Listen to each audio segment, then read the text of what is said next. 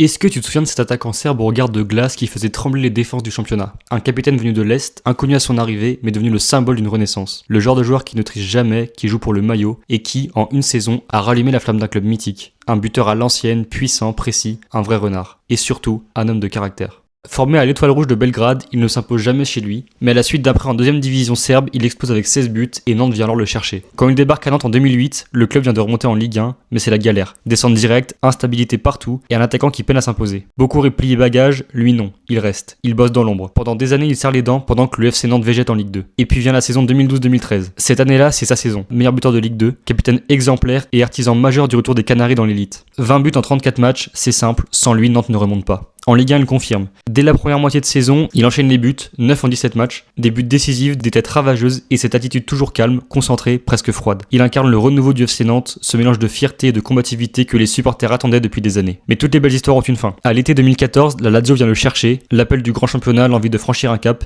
et dès ses débuts en Serie A, il marque. Face à la Juventus, rien que ça. Mais en Italie, la magie n'est plus la même, les blessures, la concurrence, le manque de continuité. Il s'accroche, tente de se relancer à Vérone avant de tirer un trait dans le silence. Aujourd'hui, il vit avec un seul regret, celui de n'avoir jamais pu dire au revoir au FC Nantes. Ce joueur, c'est Filip Djordjevic.